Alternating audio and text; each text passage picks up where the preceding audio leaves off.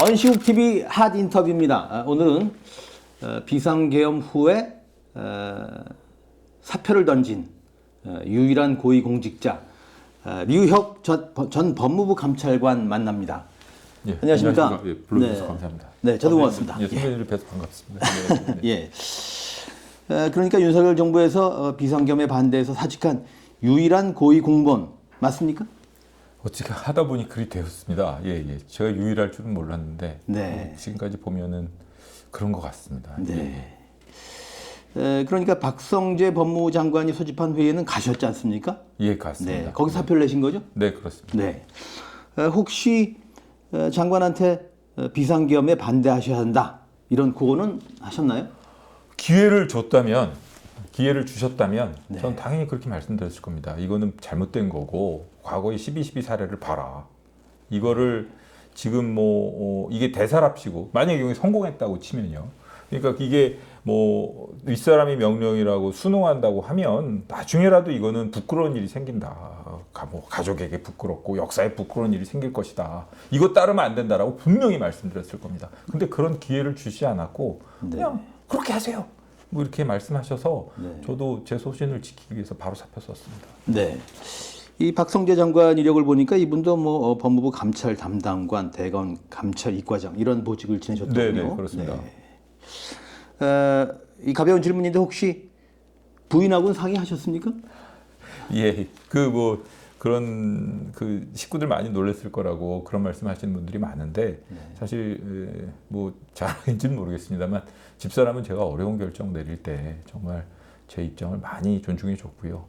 이번에도 집사람이 멀리 놀러 가 있긴 했는데 제가 화가 나서 이제 막 사표 내겠다고 집을 나서겠다고 하니까 애가 전화를 연결했는지 어떻게 했는지 모르겠지만 통화를 했습니다. 그래서 제가 집사람한테 제 소신을 얘기를 했더니 집사람이 다 동의해주면서 힘 실어주면서 딱 한마디 얘기를 한 게 가서 화내지 말고 차분하게 얘기하고 몸 조심하고 오라고. 네. 오거든 꼭 전화하라고. 네. 도착해서 바로 전화했습니다. 그랬군요. 예, 네. 고맙게 생각하고 있습니다. 네. 법률가시지 않습니까? 예. 네. 그렇게 됐습니다. 제가 원래 공대 출신입니다만. 그러게요. 네, 그렇게 그러시더라고요. 됐습니다. 네. 예. 법률가로서 헌재의 이번 탄핵 심판 전망을 해보신다면 어떻게 전망합니까? 저는 여러분들 다 그렇게 제가 지금 말씀드리는 것 당연히 탄핵 심판에 따른 파면 결정이 내려지리라고 보고요. 지금 8분 헌법재판관님들이 계신데 8분들 모두 파면 결정에는 동의하시리라고 생각합니다. 다만 그 이론 구성이라든가 논리 구성에 있어서는 조금씩 소수 의견의 차이가 있을지 모르겠습니다만 결론에 있어서는 8분 모두가 합의된 만장일치로 파면 결정을 내리시지 않을까 이렇게 생각하고 있습니다. 조심스럽게 생각하고 있습니다. 그렇군요. 네. 일부에서 우려합니다만 어떻게 호칭을 변호사라고 해야 될까요? 뭐라고 하는 게 좋겠습니까? 제가 아직 재개업을 안 했습니다. 아, 그러시군요. 잠깐 재개업 신고를 안 했고 네. 변호사라는 호칭은 변호사로 활동하는 사람만 쓸 수 있어가지고요. 그렇군요. 휴업 변호사라고 불러주시면 모르겠는데 그냥 전 감찰관 내지는 유역 전 감찰관. 네. 알겠습니다. 후배님 이렇게 말씀하세요. 그렇게 일부에서 우려를 하지만은 류 검찰관께서는 만장일치로 탄핵 인용이 될 거다 이렇게 전망을 하시는 거죠. 그렇습니다. 이게 지금 박근혜 대통령 때도 만장일치로 탄핵 결정이 내려지지 않았습니까? 파면 결정이 내려지지 않았습니까? 박근혜 대통령의 위법 사유하고 헌법 위반 그런 탄핵 사유하고는 비교가 안 될 정도로 심각한 중대한 탄핵 사유가 있거든요. 그리고 탄핵 심판이라는 것은 기본적으로 위법한 행위를 저질렀느냐뿐만 아니라 미래적 관점에서 봤을 때 이 사람에게 과연 이런 중요 공직을 맡기는 것이 합당한 자 이런 그것도 판단의 하나의 대상이 되거든요.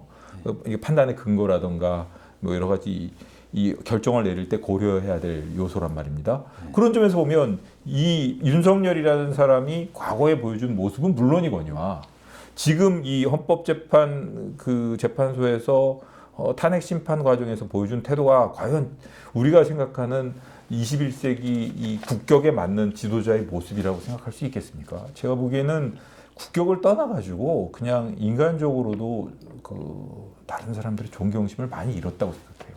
그러니까 소규모 집단의 리더로라도 두기에는 부적절한 사람이 아닌가 싶습니다. 네. 그러게요. 계엄도 문제였습니다만 계엄 이후의 그런 발언, 뭐 행동을 보면 말이죠.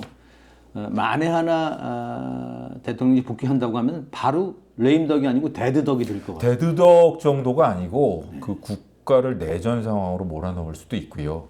뭐 제가 말씀드릴 수 있습니다만 어떤 집단에 분란이 생겨도 그걸 화합, 치유, 통합을 통해서 이렇게 다 무마시킬 수 있는 훌륭한 지도자가 있나 하면 어떤 집단에 문제가 없어도 문제를 일으키고 분란을 일으키는 사람, 그리고 있는 분란을 더 확대하고 막 상처를 막 이 뭐 더 아물게 하기는커녕 막 더 그냥 뭐 더 덧나게 만들어 가지고 문제를 키우는 사람이 있는데 저는 윤석열 대통령 후자 쪽이 아닌가 싶습니다. 네. 네. 이 또 한 가지 이슈는 말이죠. 윤석열 대통령의 캐릭터에 비추어서 예. 또 모방 범죄를 막기 위해서라도 내란죄에 대해서는 법정 최고형의 감형도 가석방도 심지어 다음 대통령의 특별 사면도 없어야 한다. 저는 예. 그렇게 봅니다만 이 주제는 어떻게 생각하시나요? 그 한번 말씀해 보실 만한 충분한 주제고요. 사실 역사적으로 봐도 뭐 여러 가지 그 과거의 잘못을 단죄한 사례들이 있지 않습니까? 뭐 프랑스의 사례라든가 독일의 사례. 사실은 독일은 1차 대전 이후에 미넨 폭동을 제대로 진압하지 못해가지고 그게 나치라는 집단이 이 말도 안 되는 반인륜적 범죄, 자기네 독일뿐만 아니라 이 전 세계를 상대로 반인륜적 범죄를 저지르게 만들었지 않습니까? 사실은 그때 당시에 그런 반헌법적이고 그 헌정 질서를 파괴하는 사소한 폭력 행위를 묵인하고 그걸 관대하게 그냥 용인하는 태도를 보였던 게 이런 큰 비극이 단초가 됐단 말입니다. 그런 걸 생각해서라도, 그리고 어떻게 보면은 이 일반 예방적인 관점은 물론이거니와 이 사건의 죄질, 행위 태양 이런 걸 봐도 중형으로 다스리면 마땅하고요. 그 이후에 우리 윤석열 대통령이 보여준 태도 이런 걸 봐도 이걸 사면한다든가 국민 통합이라는 이름으로 그걸 빙자해서 쉽게 사면한다든가 이런 거는 좀 어려울 것 같아요. 그러게요. 전두환 대통령도 그랬습니다만은 윤석열 대통령의 경우에 어떤 식으로든 감옥에서 나오면은 여전히 반성도 하지 않습니다만은 오히려 세력을 규합해서 예. 정치적 행동을 하지 않을 할 가능성이 크다고 봅니다. 저는 충분히 그럴 가능성이 있는 사람이라고 생각합니다. 사면이라던가 복권돼가지고 본인이 뭐 피선거권이라도 생긴다 그러면 하다못해 뭐 극우정당이라도 하나 만들어서 또 헌정 질서를 위태롭게 하고 국론을 분열시키는 행동을 안 하리라는 보장이 있습니까? 저는 확실하게 본인이 반성했다라는 모습을 보여준다 하더라도 가석방을 넘어서는, 가석방이야 모든 뭐 피고인 뭐 수용자들에게 동일하게 부여되는 기회니까 그렇다 치고 가석방을 넘어서 사면이라던가 뭐 복권이라는 거는 아주 좀 신중하게 해야 될 필요가 신중하게 고민해야 될 필요가 있어 보이고요. 사실 이권을 떠나서라도 대통령이 사면권이 뭔가 문제가 있고 그 대통령이 사면권 행사로 인해서 국민들이 이 사법 질서로 인한 사법 제도를 통한 일종의 응징이라든가 응벌이 그냥 이 형식적인 것이고 언제든지 정치적인 세력에 의해서 무력화될 수 있다는 걸 알고 이렇게 됐는데 아마 이번에 그 법경식 태도, 그러니까 그 서부지법 난동 사태라든가 이런 거에 단초도 조그만 원인이 되지 않았을까요? 그런 이번 쉬운 사면권의 단발 이런 것도 하나의 그 지금과 같은 막 이 불복 프레임을 만들어 가려는 일부 불순한 세력들에게 뭔가 뭐 좀 사법제도에 대한 이 뭐 좀 불신, 그다음에 뭐 사법제도를 자기들 마음대로 할 수 있다는 그릇된 신념을 불러 넣어준 거 아닌가 이런 생각이 듭니다. 그러니까 신중해야 합니다. 결론적으로 말해서. 그러게요. 미국에서는 트럼프 대통령이 의사당에 난입했던 폭도들을 사면했지 않습니까? 네. 네. 그런 사태를 우리의 모범으로 삼아서는 안 되겠죠. 트럼프 대통령이 그렇게 한 행동에 대해서는 온건한 세력들 이런 사람들조차도 이건 잘못된 것이라고 비난을 하기도 하고, 이건 뭐 취임 초기에 일종의 허니문 비슷하게 그렇게 한 것인지 모르겠습니다. 그 일부 난입자들의 경우에는 본인이 트럼프 사면권 행사, 자기의 잘못을 반성하기 때문에 트럼프 대통령이 사면권 행사를 받아들이지 않겠다고, 나는 내 죄값을 치르겠다고 이랬던 사람들도 있지 않았습니까? 네. 그런 걸 보면 우리가 그걸 이 사태에 그대로 적용하는 건 적절치 않아 보입니다. 네. 지금으로선 조기 대선, 벚꽃 대선은 쉽지 않을 것 같고, 뭐 장미 피기 전에 목련 대선이 이루어질 가능성이 있다고 봅니다만은, 가령 시민사회가 유력한 대선 후보들한테 윤석열에 대한 그 특별 사면은 하지 않겠다는 공약을 해라 이렇게 요구할 수 있을까요? 그 공약을 하라는 뭐 요구를 할 수도 있겠지만 최소한 이 이슈에 대한 지금 말씀하신 윤석열 대통령이 나중에 유죄 확정이 됐을 때 그에 대한 사면권 행사라는 이 이슈에 대한 입장이 어떻게 되는지 그걸 분명히 물어봐야 된다고 생각합니다. 네. 그리고 그 입장을 명확한 입장을 밝히도록 하고 뭐 입장을 유보한다던가 혹은 뭐 입장 불분명한 태도를 보인다던가 이런다고 하면 명확한 입장이 무엇인지를 밝히라고 해야 될 것이고, 그거 역시 유권자가 차기 대통령을 선택하는데 하나의 판단적 근거가 되지 않겠습니까? 그러네요. 그러니까 적어도 대선 후보 토론에서 언론이 네. 집요하게 물어봐야겠네요. 예, 그렇습니다. 예. 전 그렇게 해야 된다고 봅니다. 거기서도 뭐 본인이 여러 가지 입장이 있겠지만 본인이 아주 강성 입장, 당연히 풀어줘야죠, 뭐 이렇게 사면해야죠 라는 입장을 가지고 있으면 그걸 당당하게 밝혀야지. 그리고 또 아니면 뭐 그러건 안 됩니다 라고 그런 입장을 확실하게 밝히도록 요구를 해야 된다고 생각합니다. 예. 흔히 공무원은 영혼이 없다는 그런 얘기를 이제 하지 않습니까? 네네. 비상계엄과 관련한 대통령의 지시는 분명히 부당한 지시, 부당한 명령이었다고 봅니다. 예. 그런데 왜 공직사회가 이 부당한 명령에 따랐고 왜 그 공무원들은 부당한 명령에 약하다고 보세요? 그게 이제 공직사회, 저도 이제 그 점에 대해서 여러 가지 질문들을 하신 분들이 있고 저도 고민을 많이 해봤습니다. 사실 공직사회, 이게 우리 공직사회의 문제일 수도 있고요. 크게 봐서는 우리 사회 자체의 분위기 문제일 수도 있어 보입니다. 사실 공직사회 같은 경우에는 기본적으로 위에서 주어지는 명령 자체가 부적법한 경우는 거의 없지 않습니까? 통상적으로 수행하는 업무가 뭐 A, B, C, D 이렇게 있을 때 대부분의 경우에 뭐 윗사람의 의견에 동의하지 않더라도 그거는 어느 정도는 재량 범위 내에서 이루어지는 것이기 때문에 그게 합리적인 의사결정이든 아니든 간에, 그리고 공직자라는 분위기는 기본적으로 위에서 주어진 명령을 충실하게 수행하고 그걸 얼마나 큰 성과를 거두느냐 이런 식으로 갖춰져 있는 시스템이지 않습니까? 그렇기 때문에 아마 그 공무원들의 경우에는 지금, 그리고 또 경황이 없었기 때문에 이런 이 명령이 어떻게 된 명령인지 합리적이고 냉정하게 볼 수 있는 시간 자체가 좀 부족했던 것 같고요. 저는 긍정적이라기보다는 좀 좋은 쪽으로 포지티브하게 보려고 하는 것은, 저는 뭐 금방 판단을 해서 사직을 했지만 시간이 흘렀다면 그래도 계속 반발해서 사직하거나 이에 저항하는 공직자들이 나오지 않았을까, 저는 그렇게 생각하고 있고요. 또 하나는 우리 사회적인 측면에서 보면 하향지향적이라고 해야 되나?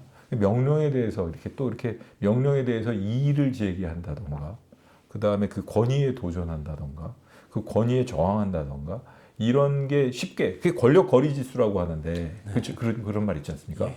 우리나라가 그게 이렇게 권력 거리 지수가 낮은 나라가 아니지 않습니까? 그런 사회적인 분위기, 그런 것도 영향을 미쳤을 것 같은데, 어찌되었든 권력 거리 지수가 가까울수록, 낮을수록 그 사회가 더 창의적이고 개방적이고, 이런 부당한 명령에 대해서 언제든지 항거해가지고 자신의 의사를 표현할 수 있고, 사회가 좀 더 사회 의사결정의 질이 높아진다고 하니까, 공직사회도 물론 이런 그 권위에 대해서 항상 그 권위에 대해서 무조건 승복하는 분위기를 고쳐야겠지만, 일반 사회적으로 분위기도 좀 바뀌어야 되지 않을까, 이렇게 생각하고 있습니다. 네. 공무원법에 부당한 명령은 거부할 수 있는 그런 뭐랄까 하여튼 입장, 이런 것들을 반영해서 보장을 하고 있지 않습니까? 그렇습니다. 검사 윤리강령에도 그렇고 뭐 여러 가지, 그리고 그런 법에 보장되지 않았다 하더라도, 저는 제가 그 공대 출신이지만 법조인으로 살아오면서 늘 느꼈던 것은, 법의 원칙이 무언가 하면 형식적인 합법이 중요한 것이 아니라 실질적으로 법의 취지가 무엇인지를 따라가지고 법의 취지를 존중하려는 게 필요한 것인데 당연히 부당한 명령은 형식적인 법의 형태를 취하고 있을지라도 그거는 불이익이기 때문에 이건 저항해야 되는 겁니다. 법이라는 게 뭐 불의를 합당화하고 불의를 더 공고하게 하기 위해서 존재하는 게 아니지 않습니까? 그렇기 때문에라도 저는 뭐 그건 규정을 떠나가지고 당연히 여러 가지 규정들에 보면 합당한 명령, 정당한 명령에 복종하여야 된다라고 되어 있는 것이 당연한 것이지만 그걸 떠나서라도 모든 사람들이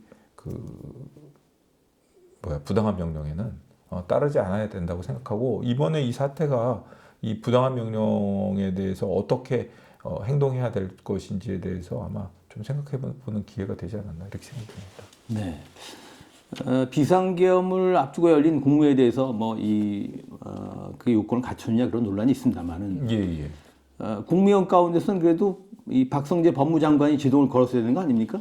저는 가장 법률 전문가라고 할 수 있는 그러니까 국무위원으로서 뭐 대통령의 법무참모이기도 할 수 있는데요. 그리고 모든 법률 사무를 관장하는 최고 책임자이기도 하고 그런 분으로서 적절한 법률적 판단을 내려서 그에 대한 조치를 취한 흔적이 보이지가 않거든요. 그런 점에 있어서는 좀 실망스럽습니다. 예. 네. 이런 질문을 드려보겠습니다. 우리 사회가 네. 이번 내란 사태에서 어떤 레슨을 얻어야 한다고 생각하십니까? 여러 가지가 너무 워낙 많아가지고요. 사실 이게 단순한 문제 아니지 않습니까? 그리고 아직도 현재 진행형이지 않습니까? 저는 전체 사태의 진행을 놓고 봤을 때 탄핵 결정이 인용되고 유죄 판결이 내려져도 1부 능선 내지는 2부 능선을 겨우 넘은 거라고 생각하거든요. 앞으로 해결돼야 될 문제가 더 많다고 생각합니다. 그렇기 때문에 우리 사회가 지금 이 사태를 통해서 생각해야 될 여러 가지 문제가 있을 겁니다. 제가 아까 말씀드린 것처럼 권위를 가지고 그냥 부당한 권위로 아랫사람의 의견을 누른다든가 아랫사람의 의견을 경청하고 따르려고 하지 않는다. 이런 사회적인 이렇게 분위기 문제뿐만 아니라 여러 가지가 있을 수 있는데 제가 꼭 하나 얘기하고 싶은 거는 그겁니다. 민주주의가 1988년, 87년 6월 항쟁 이후로 당의 직선 개헌 이후로 당연히 항상 민주주의는 그냥 공고해지고 발전하는 방향으로만 그 방향, 순방향이 그 방향이라고만 생각을 했는데 지금 이렇게 모든 분야가 이렇게 전 세계 인류 국가들과 어깨를 나란히 하고 있는 이 와중에 어디선가 극우 유튜브 보면서 계엄을 꿈꾸는 사람도 있었다는 걸 깨닫게 되지 않았습니까? 그리고 이게 하마터면 큰일 날 뻔했다는 그러니까 80년대 이전의 그 권위주의 시대 독재 국가로 돌아갈 수 있었다는 거지 않겠습니까? 언론 보도를 보면 드러나는 것마다 더 끔찍한 것 같아요. 전 국민 출국 금지라던가 그렇죠? 네. 그러니까 이런 걸 보고 있으면 이런 걸 꿈꾸는 시대착오적인 세력이 있었고 그런 시대착오적 세력들이 국정의 최고 운영자 자리까지 이르렀으며 그 다음에 아직도 그 주변에 그걸 옹이하려는 세력들이 있다는 거. 이 점에 대해서 국민들이 정말 크게 각성하고 그렇지만 너무 좀 두려워하거나 이럴 건 아니지만 어쨌든 정신 똑바로 차리고 이게 온전히 회복돼서 다시 민주주의가 정상 궤도에 돌아설 수 있도록 그 민주주의는 기본이니까요. 네. 기본이지 않습니까? 모든 경제 자유, 사회, 문화 이거 기본이라고 생각하거든요. 저는. 그렇기 때문에 그런 자유민주주의 회복에 대한 확실한 신념, 메시지 이런 걸 던져준 게 아닌가 싶습니다. 네. 저는 보수의 원조라고 할 수 있는 김영삼 대통령이 네네. 하나회를 척결함으로써 예. 군에 대한 문민 통제를 확립했다고 봅니다. 네네. 그런데 이번에 내란을 통해서 윤석열 대통령이 이걸 되돌려놨지 않습니까? 그렇게 볼 수도 있을 것 같습니다. 군 통수권자로서 군을 정치적으로 오염시켰다.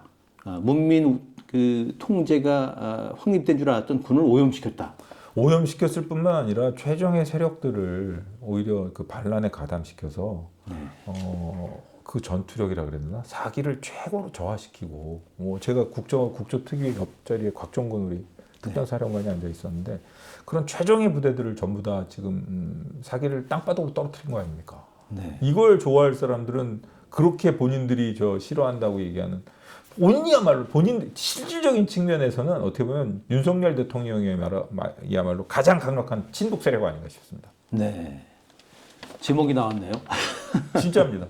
저는 지금 북한 입장에서 가장 대한민국의 국군들이 사기를 떨어뜨리고 가장 전투 태세를 흐트러뜨리는데 성공한 사람이 윤석열 대통령이 아니면 누구겠습니까? 네. 근데 정작 북은 흔들리지 않았습니다. 그게 저도 뭐 흔들리지 않았다기보다는 지금 나름대로의 입장이 있어서 뭐 네. 우크라이나 파병이라던가 그리고 북한도 놀라지 않았을까 하는 생각도 들고요. 저는 뭐 그냥 어쨌든 이 인터뷰에서 말씀드리긴 그렇습니다만 이런 사태를 우리한테 유리하게 이용할 수 있는 방향도 있지 않을까 이런 생각도 해봤습니다. 네. 방법이 있겠다 이런 생각도 듭니다. 네. 이미 벌어진 일은 벌어진 일이고 정말 전화위복을 삼아야 되지 않을까 네. 그런 생각을 하게 됩니다. 그런데 말입니다. 류 감찰관께서는 그 추미애 장관 시절에 개방직으로 법무부 감찰관이 되셨고 네네네. 추 장관이 윤석열 총장을 당시 중징계하려 했을 때 반대하신 걸로 압니다. 맞습니다. 당시 윤 총장 징계에 대한 반대 입장을 지금도 유지하시나요? 저는 그런 질문을 하시는 분들이 많아가지고 저도 생각을 깊게 해봤는데요. 그게 단순히 저 자신의 행동에 대한 합리화를 떠나가지고 절차적인 면 그리고 실체적인 면에서 좀 더 신중했어야 한다는 점은 유지하고 있습니다. 그건 제 입장에는 변함이 없습니다. 다만 뭐 제 나름 생각을 해보면 그 절차적 하자나 실체적 하자를 지적하는 데 있어서 제가 이런 상황을 알았더라면 좀 더 적극적으로 대안을 제시한다던가 혹은 적극적으로 이게 나중에 오히려 더 문제가 될 수 있다는 거 이런 점을 지적했어야 되는데 저는 그때 당시에는 그렇게까지 제가 최선을 다한 것 같지는 않아요. 그런 점에 있어서만큼은. 그러니까 뭐 제가 가지고 있는 역량이 100이라고 친다면 절반도 최선을 다한 것 같지가 않아요. 그 점에 있어서는 좀 후회가 있습니다. 네. 그래서 이런 윤석열 대통령이라는 말 자체가 안 나오도록 했어야 되는데 제가 무슨 점장이도 아니고 미래를 내다볼 수 있는 능력도 아니고 저는 다만 그때 당시에 생각했던 거는 절차적 실체적 하자가 분명히 있고 그런 절차적 실체적인 면에 있어서 좀 더 신중하게 접근을 해서 이 문제를 좀 원만하게 해결할 수 있어야 한다라는 입장에서는 변함이 없습니다. 네. 뭐 역사의 가정이란 없지만 만일 당시에 류 감찰관께서 법무장관이었다면 그럼 어떻게 그 문제를 푸셨을 것 같아요? 저는 어떻게든 윤석열 대통령이 거의 없는 사람 취급했을 것 같아요.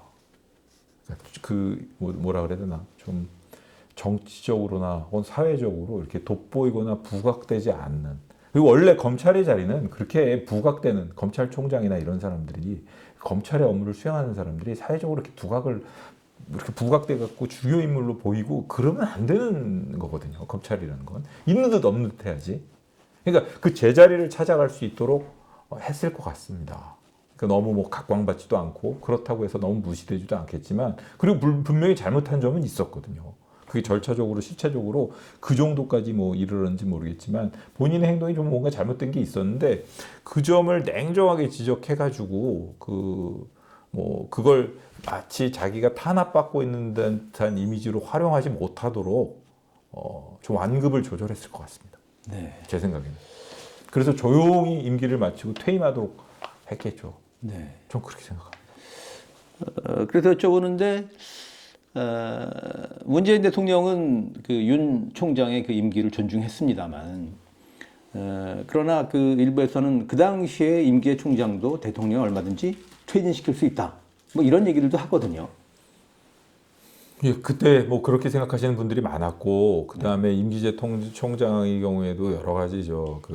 사실 총장의 직분을 수행하는 데 있어서 국정 최고 책임자인 대통령의 신뢰라든가 이런 건 중요하거든요. 그렇기 때문에 그런 신임이 없어졌다고 했을 때 이제 뭐 여러 가지 방법으로 메시지를 줘가지고 퇴진케 할 수 있는 방법도 있었을 것 같은데 이미 추미애 장관하고 법무부하고 이렇게 이 윤석열 총장하고 이렇게 대립 관계에 섰을 때는 그 선을 넘어섰던 것 같습니다. 그리고 윤석열 대통령이 총장 됐던 초기에 그 인사 파동이라든가 여러 가지를 놓고 보면 이미 본인들은 부정을 할지 모르겠지만 뭐 이게 정치 세력화 됐다라고까지 얘기하는 거는 뭐 어쩔지 모르겠습니다만 그 윤석열 대통령을 비롯한 그 주변 사람들이 그게 검찰 조직의 옹호를 넘어서 가지고 그 집단이라 그래야 되나?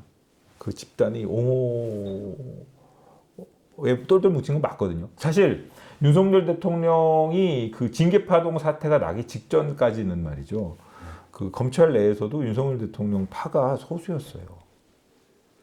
근데 그 징계 사태를 토대로 하면서 벌레를 죽이더라도 절차와 예의, 뭐 형사소송법에 갖춰진 여러 가지 그 뭐 이런 뭐 그런 그러니까 아무리 나쁜 사람을 처단한다 하더라도 절차는 지켜야 되는 거 아니냐. 라는 목소리가 힘을 얻게 되면서 어떻게 보면은 나중에 윤석열 대통령 징계에 반대하는 검사들이 뭐 전국 검사들이 서명이 막 그냥 물밀듯이 이렇게 막 그 완전히 저 검찰 게시판을 장식을 했거든요.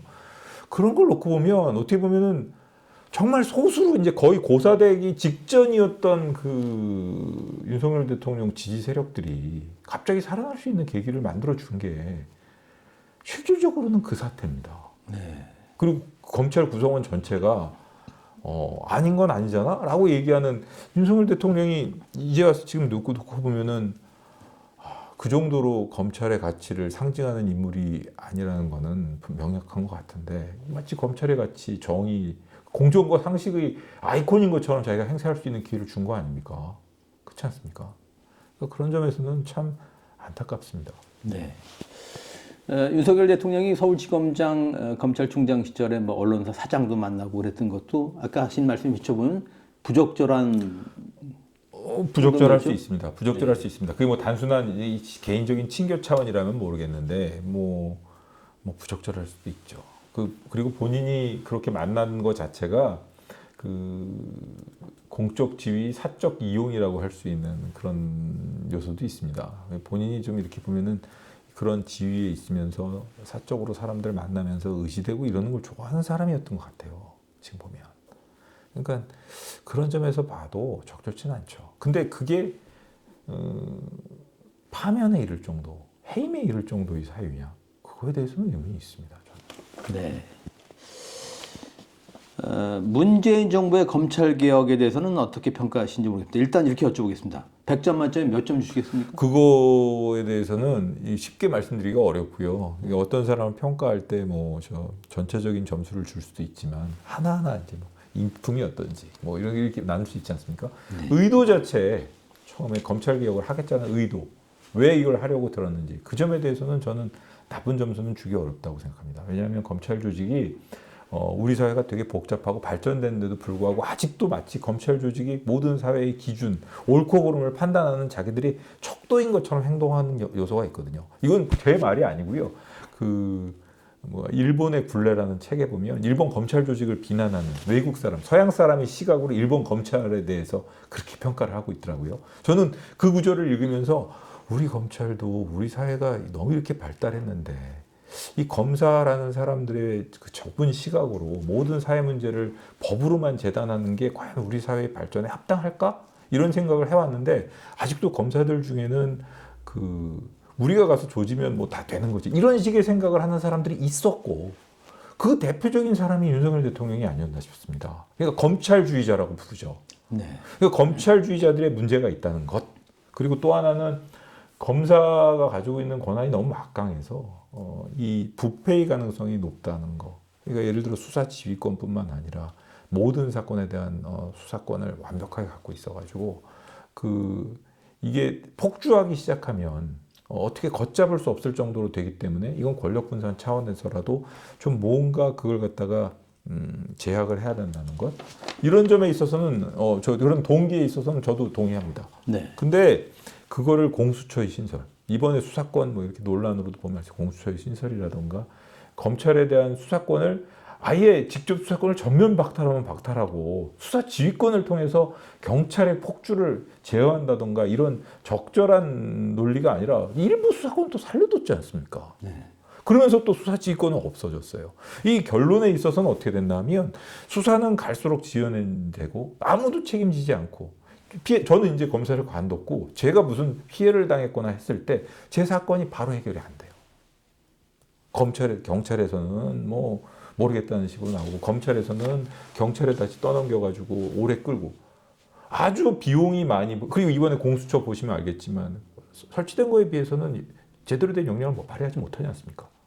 그런 점에 있어서는 분명히 정비가 필요합니다. 이번 일을 계기로 삼아서라도 국민들이 원하는 신속하게 수사가 되고 내 권리 구제를 받을 수 있으며 이런 중대한 문제가 생겼을 때 수사권 논쟁이 생기지 않는 그런 수사 구조 개선을 해야 됩니다. 또 뜯어고치고 완전히 또 뭐 이런 식으로 하자는 것이 아니고 뭔가 개선을 해야 돼요. 그런데 문정부가 검찰 개혁을 하는 과정에서 네. 임기 초에는 그 이른바 그 적폐청산을 하느라고 특수부를 오히려 그 키우지 않았습니까? 조직도 키우고. 그렇습니다. 그렇습니다. 이게 자기 모순 아닙니까? 모순이고요. 이게 일반 국민들은 잘 모르시는데 그때 당시에 이제 그 특수부 사건 막 이런 거에 치중하면서 뭐 신문을 뭐 그냥 맨날 크게 적폐청산 사건들이 장식을 하는데 그 중에 일부는 무죄도 나지 않았습니까? 그렇죠. 사법 뭐 여러 가지 무죄도 났습니다. 그 정도로 무리하게 기소를 했다는 얘기예요. 국민들의 박수. 그 사람들이 그런 그 재판을 받는 과정에서 뭐 고생한 것도 그렇지만 지금 검찰의 인력 구조 자체도 지금 직접 수사 그러니까 그 수사 개시를 할 수 있는 범위는 되게 좁아졌거든요. 그런데도 불구하고 모든 역량을 그 분야에 집중하고 있단 말입니다. 그래서 일반 형사 사건 그러니까 국민들이 자기 피해 당한 것을 구제해 달라고 요청하는 그런 사건들에 대한 인력이 너무 부족해요. 너무 부족해가지고 지금 검찰이 해방 이후에 이렇게까지 사건을 지연시키고 늦게 처리하는 그러니까 검찰뿐만 아니라 이거는 경찰, 검찰 전체 그 형사사법제도의 그 수사 단계를 책임지고 있는 모든 분야에서 이렇게 지연돼 본 적이 없습니다. 그러니까 이제 본령에 충실하기보다 그 정치 수사에 그렇습니다. 집중했던 거군요. 그렇습니다. 네. 이게 이 문제가 지금 심각합니다. 그리고 그 세력들이 보면은 과거에는 이 특수라면 특수에서도 보면은 아주 일부 세력들이거든요. 이 뭐 이렇게 좀 균형, 특수, 기획, 공안 이렇게 균형을 이루면서 이 검찰 조직 내에서도 뭐 이렇게 법적으로 규정되어 있지 않지만 어느 정도의 권력 분립이라고 그래야 되나? 네. 이런 상호 견제 균형 이런 게 있었는데 완전히 없애버렸어요. 윤을 추종하는 세력. 그리고 그와 윤과 무관하게 살아가는 일부 사람들. 그 말씀 들어보면 윤 대통령이 검찰도 오염시켰군요. 제 얘기가 아니고 저 선배들 중에 하나는 가는 곳마다 저 손을 대는 곳마다 망치고 있다고. 지금 저 검찰 망쳤죠. 네. 의료 분야 있지 않습니까? 예. 우리나라 의료 분야가 어디 가도 저 흠잡을 수 없는. 그리고 우리나라 의료 분야도 뭐 문제가 있다면 있겠죠. 하지만 어느 나라 의료 수준보다도 높으며 그 다음에 저렴하고 접근성도 좋고 이랬지 않습니까? 근데 지금 이 분야도 도대체 뭐 때문에 뭔지 모르겠지만 2,000명 과거에 자기가 당했던 사법개혁을 그대로 따라가려고 했던 것인지 그 고집 피우고 그러니까 그러는 바람에 의료 분야도 그렇게 됐죠. 정치 이렇게 됐죠. 제가 보기엔 국격을 뭐 향상시킨다더니 국격을 뭐를 하고 있는 건지 참 이게 이건 개인적인 얘기고 제가 정치 평론가 아니어가지고 네. 근데 참 실망스럽습니다. 네. 그러니까 뭐 마이너스의 손이네요. 그렇게도 볼 수 있을 것 같습니다. 네. 아까 말씀하신 대로 공대 출신의 검사로서 법무부에 근무하셨고 한때는 그 삼성전자 법무팀에도 계셨습니다. 네. 이런 다양한 경험과 경력을 쌓아서 나름대로 그 검찰 개혁에 대해서는 그 균형 있는 대안을 제시하실 수 있을 것 같은데 말씀이죠. 이제 출범할 다음 정부가 검찰 개혁을 어떻게 하는 게 좋을지 주요 이슈들 예컨대 뭐 기소청 신설이랄지 뭐 검사장 직선제 이런 대안들에 대해서는 어떤 입장이신지 뚜렷하게 지지하시는 건 무엇이고 또 뚜렷하게 반대하는 건 무엇인지 그런 말씀을 좀 해주시죠. 저는 아까 이미 이번 검찰개혁, 지난번 검찰개혁을 통했고 발생한 문제점에 대해서는 충분히 말씀드렸고 제가 지향하는 바는 당연히 일반 시민들 입장에서 권리 구제가 빨리 이루어지고 그 다음에 그게 경찰에 의한 수사든 어떤 수사든 수사권이 폭주하거나 남용되는 경우를 방지하기 위한 제도를 충분히 만들어야 된다고 생각하고요. 그게 목표가 되어야 된다고 생각합니다. 그리고 지표는 지금 현재 수사가 1년, 2년 막 이렇게 지연되는 경우도 있거든요. 복잡한 사건 같은 경우에는. 그리고 전국을 무대로 한 이런 사건 같은 경우에는 신속하게 수사가 잘 안 이루어져요. 옛날처럼 이런 무슨 컨트롤 타워가 있는 게 아니기 때문에. 그러니까 그런 점에 대해서는 분명히 정비가 이루어져야 될 것 같고, 뭐 지능범, 또 전국적인 그 거대 사기 조직 이런 거에 대한 그런 걸 대응할 수 있는 개혁은 이루어져야 될 것 같고, 그리고 그 분야에 대해서는 당연히 국민들이 바라는 검찰이니까 여러분들의 의견을 다 종합적으로 해서 저희가 생각하지 못하는 분야도 많을 겁니다. 저는 어찌되었든 간에 제가 그런 티를 안 내려고는 했지만 검사로서 살아왔기 때문에 저는 제 조직의 굴레, 조직에서 바라봤던 그 시야를 벗어날 수가 없어요. 그건 분명한데, 다만 한 가지 이제 제가 말씀드리고 싶은 거는 이 방송을 뭐 검찰 후배들이 안 보겠죠. 뭐 봐줬으면 좋겠는데 보는 한 명이라도 보는 후배가 있다면 그 얘기를 해주고 싶어요. 그러니까 검사를 사랑하고 검찰 조직이 좋아서 그 평생의 직업으로 삼을 만한 직업 맞습니다. 그 보람을 느끼는 직업이 맞고 그 긍지도 있고. 근데 보람과 긍지가 요즘에 많이 무너졌다 하더라도 그 최선을 다해주기를 바라고요. 사건 처리하기 위해서. 특수 사건이 전부가 아니라는 거예요. 근데 또 하나는 검찰 조직 내에서 접하는 사람들, 이제 외부 사람들도 잘 못 만나라는 게, 만나지 말라는 게 이제 그거거든요. 그 검찰 조직에서 만나고 검찰 조직에서 사건을 통해서 바라보는 세상, 그게 전부가 아니라는 거를 본인 스스로도 깨달아야 하고, 자꾸 그 틀을 깨고 나가서 일반 사람들의 시각에서, 그러니까 폭넓은 시각으로 세상을 바라볼 수 있어야 한다고 생각합니다. 군인, 공무원, 그 다음에 또 선생님, 이 검사, 판사 이런 직업들은 아주 그 제한되어 있는 특수 직역의 사람들이라서 그 사람들하고만 어울려가면서 그 시각으로만 사회를 보려고 하면 앞으로 저 살기 힘들고 제대로 된 사건 처리도 안 됩니다. 그렇기 때문에 좀 시야를 좀 넓히는데 노력해 줬으면 좋겠다. 그리고 그게 어떻게 보면은 그리고 검찰 조직이 아까 얘기한 것처럼 이 복잡한 사회를 검찰 조직이 모두 다 재단해서 우리가 주장하는 것이 정의이다. 오로지 우리가 정의를 독점하고 있다라는 생각, 그런 거 버릴 수 있도록 좀 포용력 있고 좀 개방적인 생각을 가졌으면 좋겠다. 이런 얘기를. 예. 예를 들어서 그 실현성을 떠나서 검사장 직선제 이런 제도는 권리구제 쪽에 조금 기여할 수 있는 제도가 되지 않을까요? 그게 저도 그 생각을 해봤는데요. 검사장 직선제를 하는 나라들도 있지 않습니까? 네. 있는데 우리나라 이번에 그 지난번 검찰 개혁을 통해 가지고 이렇게 혼란이 오고 이런 것처럼 검사장 직선제라는 것도 부정적인 요소가 많을 수 있습니다. 검찰을 오히려 정치에 오염시키고 저 사람은 어떤 사람, 어떤 성향의 사람인지에 대해서 자꾸 신경을 쓰게 되고, 그 검사라는 조직은 이 정파를 떠나가지고 객관적인 걸 요구받는 직업이거든요. 그런 객관성을 계속 추구하고 그걸 교육받고 그게 유지될 수 있도록 검찰 조직을 어떻게 보면은 공고하게 외풍에 휘둘리지 않도록 그렇게 만들어줘야 되는 것이지, 검사장 직선제 좋아 보일 수 있습니다. 국민이 원하는 검사장을 뽑는 거니까. 근데 그게 오히려 한 번도 해보지 않은 길을 갔는데 그게 완전히 잘못된 길일 수도 있어요. 네. 돌이킬 수도 없고요. 그러면은 공수처는 고쳐서 써야 됩니까? 공수처는 고쳐서 쓰든 아니면 폐지를 하든 대폭 수술이 필요하다고 생각합니다. 이 예산에 비해서 국민 입장에서 본다고 그러면 예산에 비해서 가성비가 너무 떨어지죠. 쉬운 말로 가성비가 너무 떨어지죠. 그리고 이번 사태 지금 저는 그 말씀 물어보시면 대답하려고 그랬었는데, 지금 막 계속 정신없이 구속되면서 달려오던 수사가 공수처로 사건이 넘어가면서 갑자기 딱 멈춰져가지고 주변에 뭐 가담자들 이런 데 대한 수사조차도 지금 도대체 어떻게 된 거야? 이런 말이 나오고 있거든요. 시스템 문제입니까? 아니면 공수처 검사들의 역량 문제입니까? 둘 다 한 것 같습니다.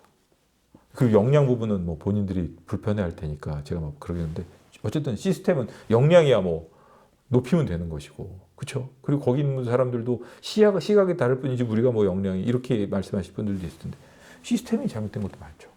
그러니까 이게 고쳐야 됩니다. 뭐 흔히 뭐 조선 제일검 이런 말도 합니다만은 검사는 본래 기소하는 사람 아닙니까? 기소하는 사람이기도 합니다만 기본적으로 수사를 전제로 하지 않는 기소라는 거는 있기가 어렵습니다. 단순하게 그냥 기록만 봐가지고 공소장을 쓰는 게 그 검사의 역할이라고 볼 수는 없고요. 당연히 증거 가치 판단이라던가 증거 가치를 판단하려고 그러면 수사의 전 과정을 봐야 되기 때문에 그걸 직접 하느냐 아니면 다른 사람이 해온 수사에 다른 식으로 관여하느냐 증거 가치를 부여하려면 이러면 안 돼.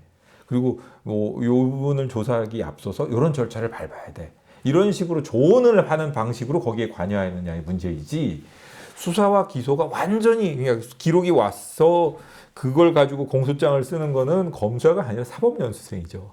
기록 검토하는 거에 지나지 않죠. 그럼 검경 수사권 조정은 어떻게 해야 돼요, 그러면? 검경 수사권 조정은 제가 아까 말씀드린 것처럼 저는 혹시 금태섭 뭐 그 전 의원님 의견 만약의 경우에 검찰이 직접 수사의 폐해가 그렇게 심하다고 생각이 되면 검찰은 아예 직접 수사를 못하도록 해야 됩니다. 그리고 오히려 물러나서 직접 수사를 하는 각 수사기관을 정확하게 적법 절차에 어긋나지 않고 신속하게 수사할 수 있도록 오로지 지휘하는 기관으로 남아 있어야 합니다. 자기가 직접 수사를 하면 말이죠. 저도 직접 수사를 해봤지만 객관성을 유지하기 힘들어요. 저 바깥에 있는 저쪽에 있는 사람을 오로지 적으로만 보게 되거든요. 그리고 내가 꺾어야 될 사람. 그래 자기가 객관적이라고 한다고 하지만 객관성을 유지한다는 게 그렇게 쉽지가 않아요. 그리고 인간적으로 미워질 때도 있고 죄를 직접적으로 보지 않습니까? 그러니까 그렇지만은 한 발짝 뒤에 물러서 가지고 이 사건을 바라보게 되면 이 사건 수사가 너무 지나친 것 같은데 이런 생각을 할 때도 있고 그 특수부 검사들 같은 경우에는 직접 수사할 때는 직접 수사 상대방을 하지만 이 옛날에 경찰이 특별수사나 광수대 사건이나 이런 거를 검토해서 그걸 지휘하기도 하거든요.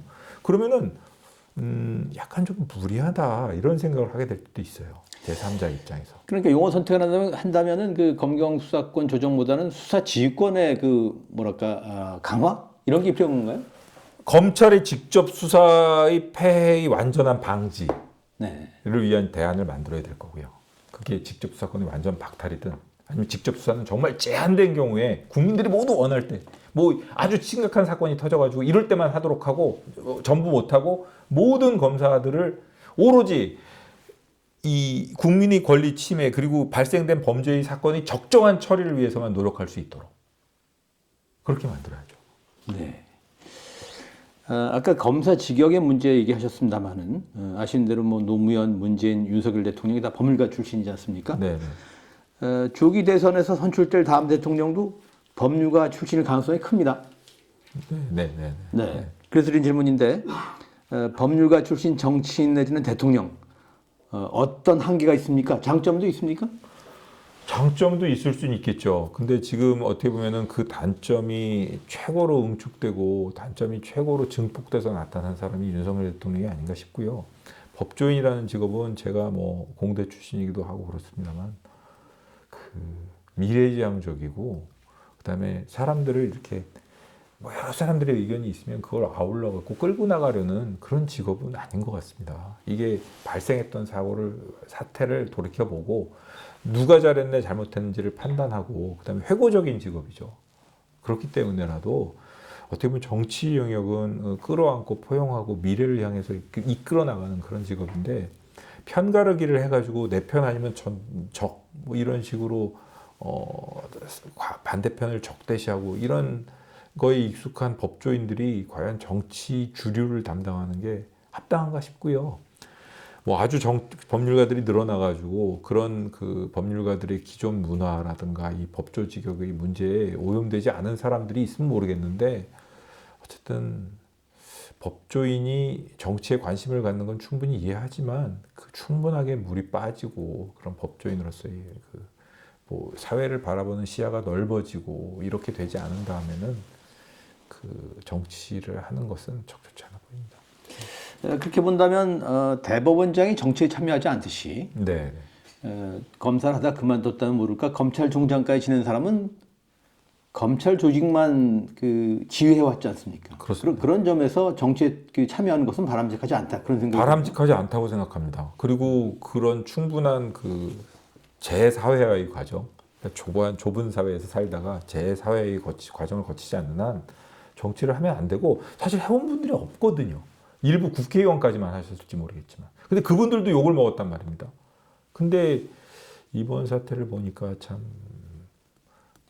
좀 실망스럽습니다. 많이. 좀 어떻게 보면 검사 조직의 일원으로서 뭐 일원이었던 사람으로서 일원은 아니죠. 예. 네. 일원이었던 사람으로서 좀 죄송스럽고 부끄럽기도 합니다. 네. 예. 단도직입적으로 윤석열 정부 검찰공화국 맞죠? 검찰공화국, 검찰주의자들이 득세했던 시대는 맞는 것 같습니다. 네. 예, 그리고 일부 편협한 법조인들이 그 윤석열 대통령이 말하는 카르텔을 형성해서 자기들끼리의 그 공화국을 꿈꿨던 게 아닌가 이렇게 생각합니다. 공화국이 아니죠. 왕국을 꿈꿨던 게 아닌가. 왕국이죠. 네. 예, 예. 검찰 카르텔 왕국, 일부 편협한 그 법조 카르텔 왕국을 만들려고 든 거 아닌가 이런 생각이 듭니다. 네. 왕국이죠. 윤석열 대통령이 그날 그 대국민 담화를 할 때 의자 빼주고 거기에 앉는 모습, 그리고 나서 국민들을 상대로 계엄을 설득한 게 아니지 않습니까? 네. 이 계엄을 할 필요성을 설득한 게 아니라 너희들은 계엄을 따라야 돼. 그러니까 어떻게 보면 본인 스스로가 왕으로 즉위하려고 들었던 즉위 선포식이 아니었나 이런 생각이 들어요. 그런 점에서 전두환도 모델을 했겠지만 저는 윤석열의 모델은 박정희 아니었나 그런 생각이 듭니다. 박정희 대통령을 모델로 했으면 그보다 더 치밀했어야 되지 않을까요? 저는 그렇게 생각합니다. 네. 저는 박정희 대통령은 네. 어찌되었든 간에 그 산업화의 기틀을 만드는 양반이란 말입니다. 그리고 지금 우리가 누리고 있는 거에 경제적인 부분에 있어서의 기틀을 만들었어요. 그러니까 장기 집권은 했지만은 성과를 냈다. 그럼요. 카이스트의 기틀, 키스트도 만들었죠. 네. 중화학구업의 기틀을 만들었죠. 조선업의 기틀도 만들었죠. 뭐 방위산업의 기틀도 만들었죠. 오늘날 뭐 여러 가지 그 뭐 전투기도 만들고 이런다는 것들이 다 기틀이 그때 만들어진 거란 말입니다. 반도체 조립 공정도 처음 시작했는 70년대예요. 이 사람은 기본적으로 정치인의 마인드라기보단 공대생의 마인드가 아니었나 싶습니다. 물론 정치적으로는 대실패죠. 나중에 자기 부하한테 암살당했으니까 대실패죠. 근데 이런 그 발끝도 못 따라갈 사람인 것 같은데요. 네. 어디 전두환 대통령도 정말 저는 학교 다닐 때부터도 싫어했지만 뭐 싫어했다기보다는 이 좀 문제가 있는 사람이라고 생각했지만 전두환 대통령하고도 비교가 안 되지 않습니까? 아니 집권의 모델을 뭐 그렇게 취했을 것 같다는 말씀. 집권의 모델이요. 네. 집권의 모델은 자기 나름대로 잘못 이해했겠죠. 잘못 이해해가지고 그렇게 했는지 모르겠지만 그 집권의 모델은 차라리 뭐 그 히틀러나 네. 이런 사람을 모델로 하지 않았을까요? 네. 네. 자, 마지막 질문입니다. 내란 평정 후 우리 사회를 어떻게 디자인해야 한다고 보십니까?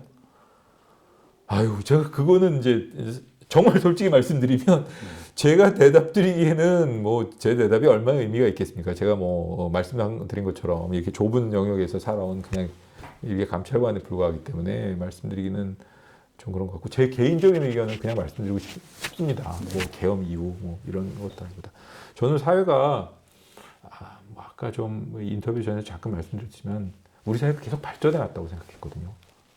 그리고 더 자유로워지고 창의로워지고 그리고 이 뭐 젊은 친구들 이런 친구들 뭐 이렇게 보면은 이렇게 정말 생각하지도 못했던 이런 창의적인 아이디어를 가지고 뭐 여러 가지 웹툰이라던가 유튜브 영역 이런 걸 뭐 그다음에 뭐 이렇게 그 정말 생각하지도 못했던 뭐 노벨 문학상 수상이라던가 이런 분야들이 있지 않았습니까? 네. 그런 걸 보면서 우리 사회가 발전한다고 생각했는데 그렇게 되지는 못한 것 같아요. 그것 때문에 참 마음이 아프고 이런 민주주의가 회복이 됐으면 좋겠고요. 앞으로 좀 더 자유롭고 좀 더 창의적이고 어떻게 보면은 그 대한민국 국민이라는 개념을 이 우리 민주주의 질서를 신봉하고 그다음에 이 대한민국이라는 영토 안에서 우리 모든 사람들이 행복하고 다양성을 좋아하고 존중하면서 살아갈 수 있는 걸 공감하는 모든 사람들이 행복하게 살아갈 수 있는 좀 뭐라 그래야 되나 좀 이렇게 즐겁고 이렇게 축제 같은 분위기에서 좀 활기차게 살아갈 수 있는 그런 활력을 되찾았으면 좋겠어요. 그러니까 보면은 참 그렇게 돼가고 있었던 것 같은데 어느 날 갑자기 웬 이 도대체 이미 돌아가신 분들이나 했을 생각을 해가지고 이 계엄을 선포했으니 사회 분위기도 좀 어두워지게 만들려고 하는 것 같고 이런 칙칙한 계엄이 어디 있습니까? 개인적이고 저는 네. 너무 싫습니다. 그래서 앞으로는 좀 홍대 앞 분위기 같은 네. 그런 나라가 되었으면 좋겠습니다. 네. 예, 고맙습니다. 예. 언슈 TV 핫 인터뷰 오늘은 윤석열의 비상계엄에 반대해서 유일하게 사표를 던졌던 고위공직자 류혁 전 법무부 감찰관 만났습니다. 고맙습니다.